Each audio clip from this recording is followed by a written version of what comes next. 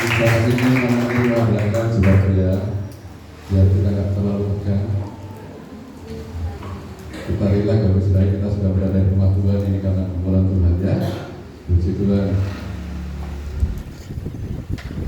Kita sudah memberikan doa pujian kepada Tuhan. Saatnya kita akan menerima firman Tuhan. Tentunya kita akan siapkan dari pikiran kita supaya firman Tuhan bisa memberikan kita semuanya ya. Saudara, saya berkati Tuhan. Haleluya. Kali ini masih suasana Paskah, saudara ya, berkaitan dengan kebangkitan Tuhan Yesus. Tentunya saya akan sampaikan berkaitan dengan dampak dari kebangkitan Tuhan Yesus, saudara ya. Hari minggu yang lalu kita belajar mengenai kuasa dari kebangkitan Tuhan Yesus, dan sekarang kita akan lihat di dalam 1 Petrus pasal yang pertama.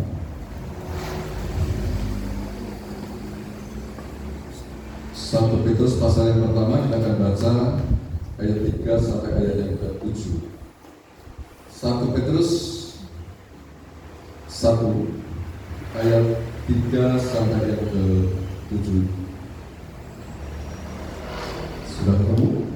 Ya, jika sudah ketemu kita akan baca berganti dengan saya. Jika yang ke-7 kita akan baca bersama-sama. 1 Petrus 1 ayat 3 sampai yang ke-7. Judulnya adalah pengharapan iman dan kasih. Ayat ketiga, terpujilah Allah dan Bapa Tuhan kita Yesus Kristus, yang karena rahmat-Nya yang besar telah melahirkan kita kembali oleh kebangkitan Yesus Kristus dari antara orang mati kepada suatu hidup yang penuh pengharapan.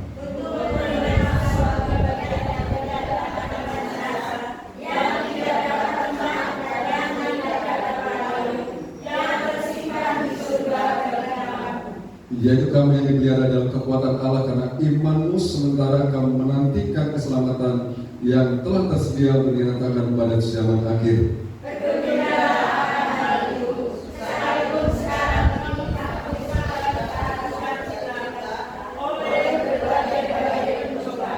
Dua tiga. Maksud semuanya itu ialah untuk membuktikan kemurnian imanmu yang jauh lebih tinggi nilainya daripada emas yang mana, yang diuji kemurniannya dengan api, sehingga kamu memperoleh puji-pujian dan kemuliaan dan kehormatan pada Yesus Kristus menyerahkan dirinya. Amin. Nah, Bapak Ibu Saudara, kali ini saya akan berikan sebuah tema, yaitu mengenai memiliki iman yang murni ya. Memiliki iman yang murni. Bapak Saudara, dijelaskan di dalam ayat yang ke-7 di situ. Maksud semuanya itu ialah untuk membuktikan kemurnian imanmu yang jauh lebih tinggi nilainya daripada emas yang fana, yang diuji kemurniannya dengan api, sehingga kamu memperoleh puji-pujian dan kemuliaan dan kehormatan pada hari Yesus Kristus menyatakan dirinya. Nah, Bapak Ibu Saudara, sebelum kita belajar ya, kenapa kita harus memiliki iman yang murni, Bapak Ibu Saudara, kita tentu sudah banyak yang tahu mengenai kata murni itu dulu sebelum kita belajar mengenai iman yang murni, saudara ya. Murni itu apa, saudara? Asli ya. Ada lagi? Ya. Tulus. Ada lagi? Hah? Ikhlas. Iya, tidak tercampur dengan apapun. Ada lagi, saudara? Suci, bersih, ya, banyak hal saudara ya. Itu memang benar saudara ya. Dalam kamus sendiri juga sudah dituliskan, kamus bahasa Indonesia itu tidak bercampur dengan unsur yang lainnya saudara ya.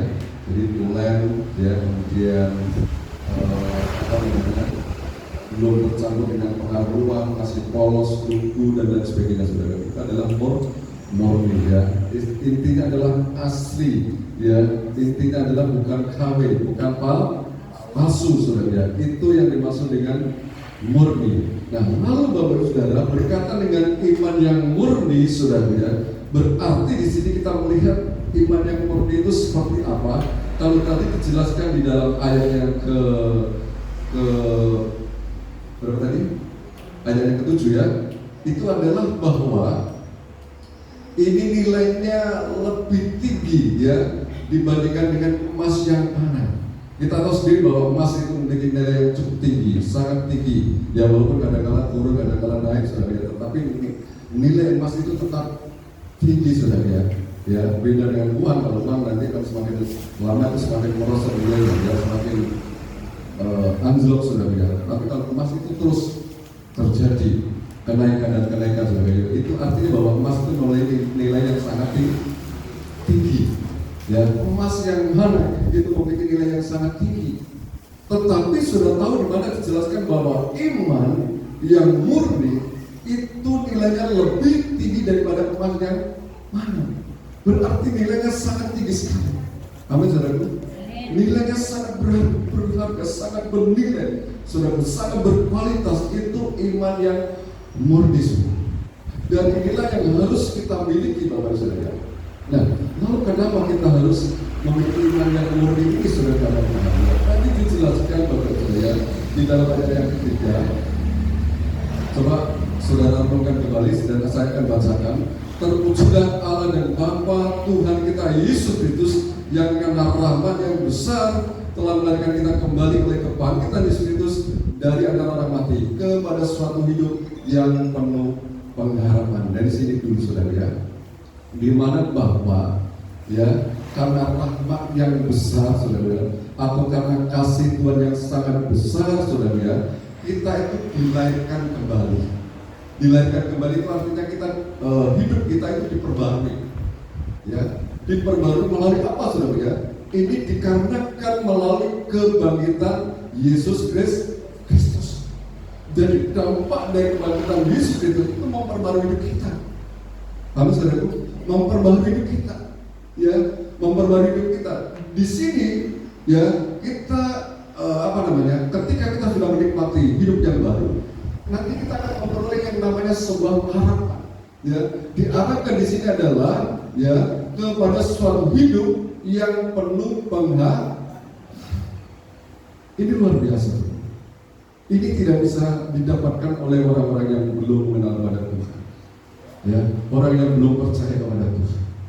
Ya, tetapi bagi orang yang sudah mengenal kepada Tuhan, orang yang sudah dilahirkan kembali, ya, orang yang hidupnya sudah diperbarui oleh Tuhan, ya, orang yang hidupnya sungguh-sungguh di dalam Tuhan, Bapak Saudara, ini akan memperoleh yang namanya pengharapan. Pengharapan apa, saudara, karena Tuhan, ya? Di sini dijelaskan adalah di ayat keempat, untuk menerima suatu bagian yang tidak dapat binasa. Ini yang pertama. Kemudian yang kedua adalah yang tidak dapat semar. Kemudian yang ketiga tidak dapat layu. Yang berada di mana, saudara? Di surga. Coba kita renungkan bersama-sama, saudara. Ini yang akan kita terima, pengharapan yang kita miliki ini, saudara. Kita nanti suatu saat akan menerima yang namanya, saudara, sesuatu yang tidak dapat binasa. Kalau di dunia ini tidak ada yang permanen, semuanya akan binasa, semuanya akan musnah, semuanya akan hilang. Itu keberadaan dunia, apapun, saudara, mungkin kecakapan, kepintaran, kekayaan, apapun dan sebagainya, saudara, apapun sudah yang ada dalam dunia ini nanti akan dimusnahkan. Ya, bahkan pengkhotbah katakan sendiri bahwa segala sesuatu yang ada di bawah langit itu semuanya sia-sia. Itu memang betul. Dia sudah alami, saudara. Dia sudah menerima segalanya, segala fasilitas yang ada di dalam dunia ini sudah tidak ada lagi. Makanya dia katakan bahwa itu adalah nanti sia-sia. Jadi, makanya terpenting adalah bisa mengenal Tuhan, menyadari bahwa Tuhan adalah Tuhan yang Maha Kuasa. Segala sesuatu adalah berasal dari Tuhan dan dikembalikan untuk kemudian bagi nama Tuhan. Ya, semuanya akan dimusnahkan, saudara, karena Tuhan, ya. Tetapi kita lihat di sini adalah bahwa nanti kita akan menerima sesuatu yang tidak dapat binasa. Ini kita tidak bisa membayangkan seperti apa ya sesuatu yang tidak binasa. Sesuatu yang sangat luar biasa tentunya, saudara, dalam Tuhan, ya, yang akan kita nikmati nantinya, saudara. Dan kemudian juga yang tidak dapat sembuh. Di dunia ini banyak sekali, jelas banyak yang mudah sekali cemar, ya. Cemari tahu? Kotor, ya rusak, ya gampang terkontaminasi sudah istilahnya terpengaruh dengan hal yang lain sudah dikasih belakang. Makanya tadi disebutkan pentingnya kita harus memiliki iman yang murni, iman yang tidak bercampur apapun, saudara. Sebab nantinya kalau kita di sana, kita akan menerima sesuatu seperti itu yang tidak dapat cemar. Kalau di dunia kita masih mudah dicemari oleh kondisi dunia ini, saudara, maka kita tidak layak lagi untuk menerima sesuatu yang tidak dapat cemar itu. Mana mungkin kita yang terus hidup di dalam kecemaran sementara kita nanti akan memilih yang tidak dapat cemar. Oleh karena itu, mari kita renungkan bersama-sama. Ini saudara. Nanti kita lihat lebih lagi saudara. Tapi yang ingin saya lanjutkan sini yang terakhir adalah yang tidak dapat yang tidak dapat di dunia juga banyak sekali yang gampang layu, gampang lemah, gampang loyo, gampang apa lagi saudara?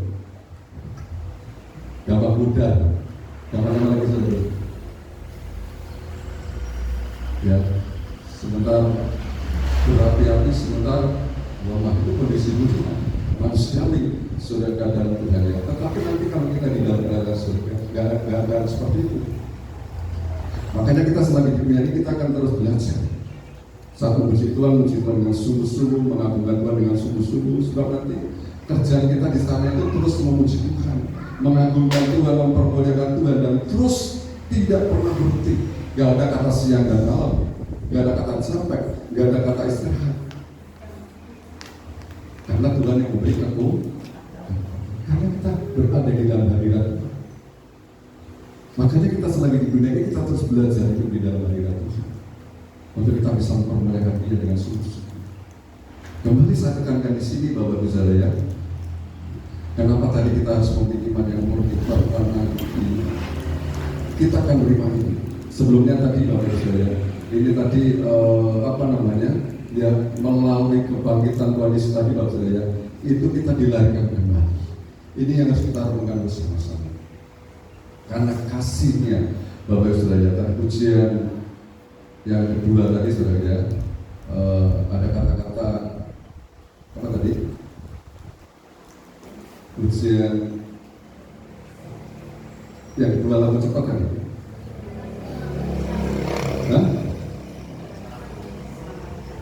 Ya, oleh karena kasihnya kita diselamatkan. Itu memang betul saudara.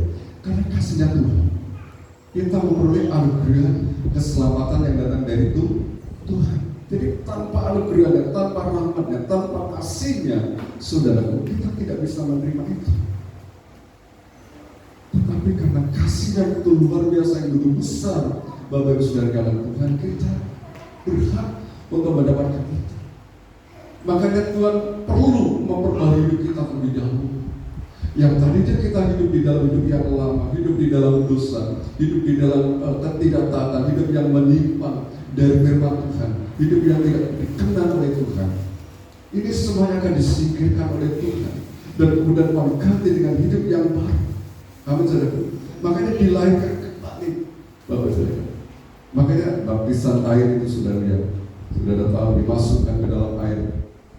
Itu maksudnya betul-betul sebagai lambang bahwa dosanya itu betul-betul dikuburkan,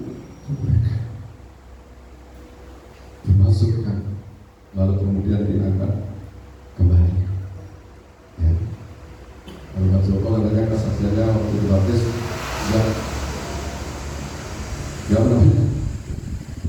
nggak muncul, silim terus. Maksudnya dosa ini terus mengalir saudara. Karena dulu itu kan dikali tuh ya. Jadi Jokowi nanti sebabnya kan masalah. Kalau orang muncul dan sedih lembaga sudah tidak muncul, kita bilangkan ya dosanya dia betul-betul saudara ya. Jadi yang paling galau seperti itu saudara. Jadi sebagai Tuhan ini yang harus kita renungkan bersama. Kalau dosa kita sudah dihapuskan, dosa kita sudah dihilangkan oleh Tuhan melalui pengorbanan Tuhan yang sangat besar, saudara dalam Tuhan ya, mari kita terus mau hidup di dalam hidup yang diperbarui oleh Tuhan. Amin, saudara. Hidup yang diperbarui itu, ya. Jangan sampai kita terus hidup dengan cara-cara yang lama, saudara. Kemarin saya nonton itu, saudara, sebuah kesaksian dari orang yang hidup. Ngeri, saudara. Dia mendapatkan sebuah penglihatan. Bapak Ibu saudara datang Tuhan, ya. Dia diperlihatkan dengan sosok pribadi Yesus yang saat itu sedang menangis, sudah menangis, air matanya bercucuran seperti hujan. Begitu dia saudara. Kenapa menangis, saudara? Karena banyak orang yang hidupnya tidak taat, hidupnya tidak sungguh-sungguh, saudara Tuhan. Jadi diperlihatkan Bapak saudara, banyak orang jutaan saudara Tuhan itu sedang berjalan menuju kepada sebuah jurang, dan banyak orang yang masuk ke dalam jurang tersebut, saudara. Tetapi ada hanya 3 orang yang ada bersama dengan dia pada waktu itu. Kenapa Tuhan cuma ada hanya 3? Ya, inilah orang yang istilahnya taat dengan firman, taat dengan sungguh-sungguh dengan aku, nurut dengan aku. Ya, sementara yang lainnya tidak sungguh-sungguh, yang lainnya berkemauannya sendiri, tidak mau dengar-dengar dan baik. Itu tidak seperti itu. Ini Tuhan. Ya. Kita boleh percaya enggak mengenai saat ini, saudara. Tetapi kalau kita renungkan, saudara Tuhan, bahwa Tuhan itu memang betul-betul saat ini sedang berkumpul dengan sungguh-sungguh bagaimana untuk bisa menyelamatkan kita semua. Amin, saudara. Berkumpul dengan sungguh-sungguh. Tuhan sudah berkorban. Dia sudah menyerahkan nyawa. Ini bukan pengorbanan yang ringan, saudara. Tetapi masih banyak orang yang acuh, orang yang tidak sungguh-sungguh, orang yang tidak setia, orang yang tidak taat, orang yang tidak mau dengar-dengar dengan Tuhan, dan terus hidup di dalam dunia yang lama, manusia yang lama, saudara Tuhan, hidup di dalam dosa. Oleh karena itu, kita hargai pengorbanan Tuhan. Melalui pengorbanan Tuhan, melalui kebangkitan Tuhan, itu kita dilahirkan kembali, itu diperbarui hidup kita. Amin, saudara. Hidup kita itu diperbarui. Sehingga ketika hidup kita diperbarui, kita berhak untuk mendapatkan hidup yang penuh dengan yang namanya pengharapan. Ya, pengharapan yang akan kita dapatkan adalah nantinya kita akan menerima, yaitu tadi jelas bagian yang tidak dapat binasa, yang tidak dapat semar, dan juga yang tidak dapat layu, yang tersimpan di dalam surga. Saudara beri dengan hal ini, saudara beri dengan hal ini. Mari saudara, kalau kita rindukan akan hal ini, mari kita terus perbarui kita. Ya, kita harus perbarui kita supaya kita layak untuk mendapatkan pengharapan dan nantinya layak untuk menerima bagian yang sudah dipersiapkan oleh Tuhan. Ya, bagian yang tidak dapat binasa. Kalau hari-hari ini di dunia ini mungkin kita banyak sekali mengalami kecewa dan sebagainya. Kalau saya berharap seperti ini Tuhan, tetapi kok saya nggak bisa berharap apa-apa. Saudara nggak perlu khawatir, ya. Saudara nggak perlu khawatir, sebab nanti Tuhan akan ganti, akan sediakan yang jauh bernilai daripada apa yang kita harapkan di dalam dunia. Amin, saudara. Ya, kita tidak perlu khawatir, tidak perlu cemas dan berdebat ketika kita belum mendapatkan sesuatu yang kita harapkan di dalam dunia. Sebab Tuhan memberikan sesuatu yang lebih bernilai, yang tidak dapat binasa, yang tidak dapat sembuh. Di dunia ini penuh dengan sangat banyak sekali dosa-dosa, ya, yang begitu terus mengintip, ya, bagi orang-orang yang ada di dalam dunia ini, bagi mereka saja, bagi siapa saja sudah karena Tuhan, ya. Bahkan bagi orang-orang Kristen sekalipun bisa hidupnya di dalam kecocokan. Apalagi orang-orang dunia hari-hari ini sudah karena Tuhan, ya. Ini begitu mengerikan. Banyak hidupnya dikuasai dengan kuasa kegelapan. Ya, gara-gara hal sedikit saja sudah karena Tuhan, ya. Itu bisa melakukan kejahatan. Ya. Kemarin itu ada berita saudara dalam Tuhan ya, gara-gara cucunya itu nggak mau suruh mandi saudara ya, nggak suruh mandi, ya itu dipukul dengan kayu atau dengan apa gitu, sampai meninggal saudara. Jadi neneknya kena kasus, ya itu kasus apa namanya, hukumannya bisa sampai 20 tahun penjara. Padahal neneknya umurnya sudah tua, sudah kalian itu aja. Kalau umurnya 65, 20 tahun penjara, ya tinggal waktu, ya, sampai game di dalam penjara. Itu dunia. Ya. Salah sedikit, emosi sedikit sudah. Itu banyak sekali melakukan hal yang jahat. Penuh dengan yang namanya kecemaran. Sudah kalian Tuhan. Yang lagi viral mahasiswa UI sudah kalian itu juga, ya. Itu kena kasus sudah kalian Tuhan. Ya, pelecehan dan sebagainya sudah kalian Tuhan. Ya. Ini yang terjadi. Tapi nanti kalau kita di dalam kerajaan surga, kita tidak akan ada yang sama seperti itu saudara. Dan juga tidak ada yang lalu itu yang akan kita terima nanti. Saudara kalian Tuhan ya. Nah oleh karena itu Bapak Ibu Saudara Tuhan ya, di mana pentingnya kita harus memiliki iman yang murni, iman yang betul-betul dimurnikan. Amin saudaraku. Ya, jadi ini yang harus kita miliki Bapak Saudara. Nah sekarang Bapak Ibu Saudara Tuhan ya, apa yang harus kita lakukan saudara ya? Saat iman kita perlu dimurnikan saudara Tuhan ya. Nah, ketika iman kita dimurnikan sebenarnya, ini memang nggak mudah. Namanya dimurnikan, ya itu dibentuk, digembleng, diajar sebenarnya. Seperti halnya seperti apa namanya emas itu ketika ya sebelum muncul sebagai apa namanya emas yang bisa kita pakai hari-hari ini sudah kadang Tuhan ya. Itu perlu proses yang cukup panjang. Ya harus melewati yang namanya dapur api berkali-kali sudah. Sehingga betul-betul sampai kelihatan bahwa itu adalah betul-betul emas. Jadi segala kotoran itu dihilangkan, dibuang dan sebagainya. Kemudian dibakar, dibersihkan lagi, dibakar lagi dan sebagainya.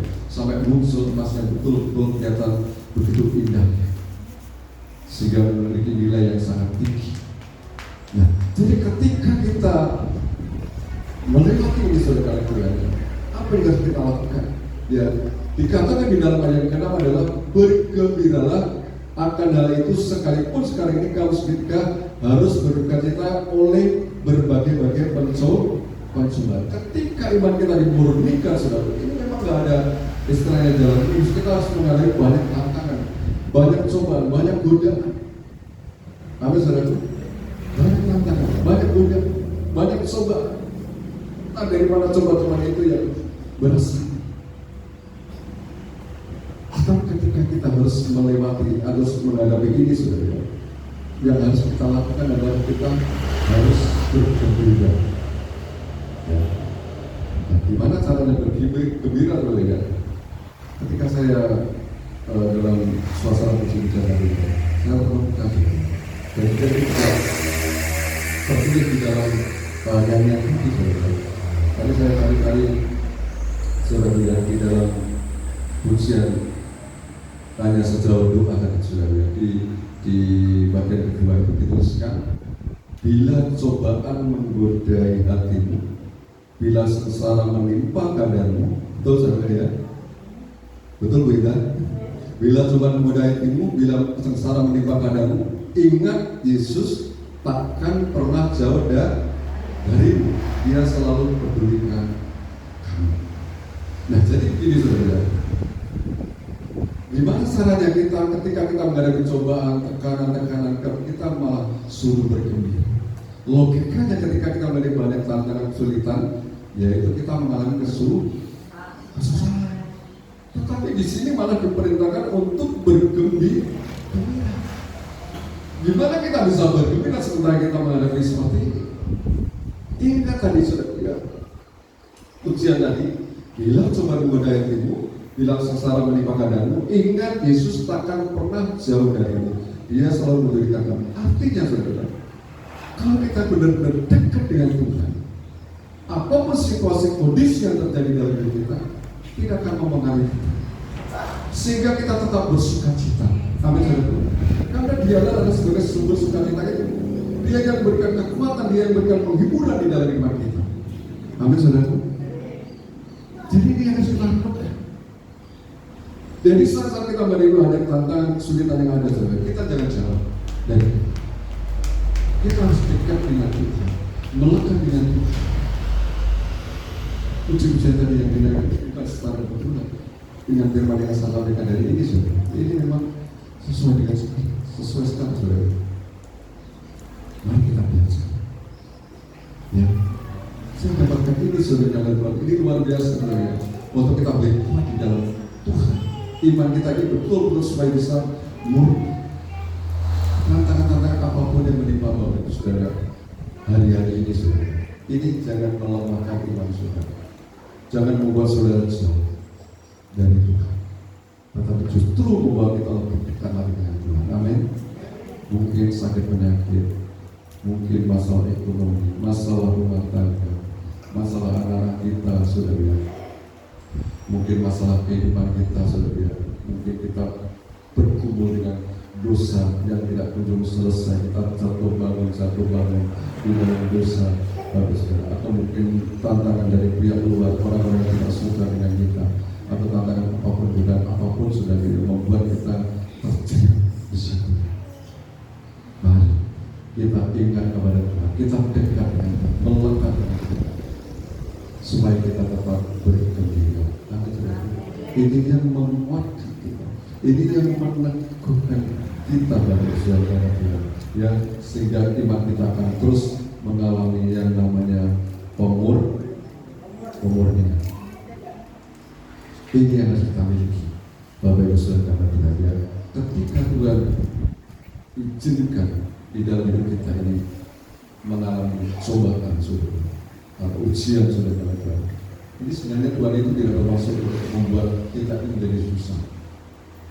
Ingat, cobaan-cobaan yang kamu alami itu tidak melebihi kekuatan. Ya. Ketika kita bersama-sama dengan Tuhan, kita mampu untuk mendekat jalan Tuhan. Jadi Tuhan tahu secara persis kekuatan kita itu sampai di mana. Jadi kita jangan sampai mengeluh, kita jangan sampai putus asa, kita jangan sampai menyerah dengan segala situasi kondisi yang terjadi, yang ada. Kita harus tetap memandang kepada Tuhan. Kita harus dekat dengan Tuhan supaya kita memperoleh yang namanya kekuatan dari Tuhan. Tuhan izinkan segala sesuatu terjadi atas hidup kita. Itu Tuhan punya maksud yang terbaik bagi kehidupan kita. Amin, saudaraku. Bukan untuk menjatuhkan kita. Beda dengan cobaan-cobaan yang dikerjakan oleh iblis, tujuannya adalah untuk menjatuhkan kita. Seperti halnya ketika iblis mencobai Ayub. Tujuannya supaya Ayub ini tidak sungguh-sungguh dalam Tuhan. Tetapi ketika dia berhasil, saudara Tuhan, dia menjadi pengalaman saudara Tuhan. Juga Yesus sendiri pernah dicobai oleh si iblis. Tetapi karena dia tahu bagaimana cara untuk melawannya, untuk menantangnya, yaitu dengan apa? Firman Tuhan. Maka dia bisa menang. Banyak firman Tuhan itu sangat penting sekali Bapak Ibu Saudara Tuhan. Ini jangan kita anggap remeh, jangan kita anggap enteng, saudara Tuhan. Firman itu sangat membantu kita, menuntun kita, membimbing kita untuk kita bisa mengerti rencananya Tuhan, kehendaknya Tuhan. Ya, dua murid Tuhan Yesus ketika sedang dalam perjalanan ke Emmaus itu, saudara, ya, mereka berbincang-bincang pada waktu itu, tahu-tahu didatangi Yesus dan mereka tidak tahu bahwa itu adalah Yesus. Sengaja Yesus menghalang-halangi mata mereka untuk tidak melihat atau mengerti atau mengenal bahwa yang berbicara dengan itu adalah dirinya atau Yesus. Ya, dengan tujuan supaya mereka ini tidak hanya fokus kepada fisiknya Yesus. Ya, sebab kalau hanya memandang pada fisiknya Yesus, ya harapannya Bapak Ibu Saudara yang kasih Tuhan, ya, itu seperti harapannya semula untuk membebaskan mereka dari orang Islam, penjajahan tentara Romawi, saudara kami, bebas dari hal-hal masalah dunia. Saudara, ketika mereka ini mendengar ya kata-kata Yesus atau perkataan Yesus atau firman Tuhan, itu hatinya berkobar-kobar. Jadi intinya, fokusnya itu adalah kepada kebenaran firman Tuhan, bukan kepada fisiknya Yesus. Ya, kita tidak salah bisa langsung ketemu pribadinya Yesus. Kalau memang Tuhan beri kesempatan, itu juga sangat baik. Tapi yang dimaksudkan oleh Tuhan adalah kita harus fokus kepada firman perkataan Tuhan. Ya, itu yang harus kita lakukan supaya kita bisa jalankan dengan sungguh-sungguh. Amin, saudara. Sehingga kita boleh menikmati kedamaian, ketenangan, ketenangan. Ketika kita bergaul dengan firman, itu sudah ketemu dengan Yesus. Ya. Jadi walaupun kita orang Indonesia tidak harus pergi ke Israel, saudara, karena Tuhan ya. Kalau memang Tuhan izinkan ke sana ya nggak apa-apa, saudara. Tetapi dimanapun kita berada, kita bisa ketemu dengan Yesus, yaitu melalui firman. Amin, saudara. Melalui firman-Nya. Oleh karena itu, mari Bapak Ibu Saudara kami Tuhan ya, kita terus belajar akan kebenaran firman Tuhan, terus belajar akan kebenaran firman Tuhan, supaya kita bisa mengerti kehendak Tuhan. Jadi ketika kita satu saat nanti harus menghadapi berbagai masalah, tekanan-tekanan yang ada, saudara Tuhan ya, kita tidak akan gampang-gampang, tetapi kita akan tetap bersuka cita, kita tetap bergembira. Amin, saudara. Itu menunjukkan bahwa kita memiliki iman yang murni. Nah, terakhir, saudara Tuhan ya, ini yang akan kita terima nanti ya. Ayat yang ke-7 bagian C. Sehingga kamu memperoleh puji-pujian dan kemuliaan dan kehormatan pada Yesus Kristus menyatakan dirinya. Sudah dikatakan Tuhan ya. Kalau kita betul-betul memiliki iman yang sudah dimurni ya, kalau kita betul-betul memiliki iman yang sudah dimurnikan Bapak Ibu Saudara karena Tuhan ya, kita akan menerima atau memperoleh apa saudara? Puji-pujian dan kemuliaan dan kehormatan pada hari Yesus itu menyatakan diri.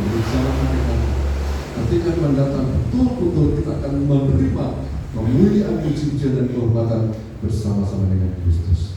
Amin, saudara. Ini tentunya yang menjadi harapan kita. Selain tadi Tuhan sudah menyediakan segala sesuatu yang ada di dalam surga tadi, yang tidak dapat binasa, tidak dapat cemar, tidak dapat. Selain itu nanti kita mendapatkan puji-pujian, kehormatan dan apa saudara? Kemuliaan, saudara dan Tuhan ya. Ini yang akan kita terima nanti. Ya, pujian, kemuliaan dan kehormatan ini yang akan kita terima nanti. Kalau kita betul-betul memiliki iman yang murni. Jadi mari Bapak Ibu Saudara Tuhan ya, kita terus belajar menghargai, menghormati, mengorbankan Tuhan. Ya, Tuhan sudah berkorban dengan kita, Tuhan sudah mati dan Tuhan sudah bangkit. Ya, kembali sadar tegaskan bahwa Tuhan sedang memperbarui kita. Supaya apa? Supaya kita memperoleh atau memiliki pengharapan. Pengharapan apa? Pengharapan untuk menerima, yaitu sesuatu yang tidak binasa, tidak dapat cemar dan juga tidak dapat mati. Oleh karena itu kita harus memiliki iman yang kuat untuk menanti kedatangan Tuhan. Ini perlu proses untuk memiliki pengharapan itu semuanya, untuk menerima itu semuanya sebenarnya. Ini perlu proses. Jaminan keselamatan sudah diberikan kepada kita semua. Kita tinggal istilahnya bahwa kita terus menjaga hidup kita ini, iman kita ini supaya tetap murni dengan Tuhan. Tetap murni dalam Tuhan. Supaya nanti kalau kita bertahan sampai pada akhirnya kita akan menerima yaitu puji-pujian, kemuliaan dan kehormatan. Jika Tuhan menyatakan kepada kita semua. Puji Tuhan, inilah firman bangsa ini yang lain memberkati kita semua. Amin. Saudara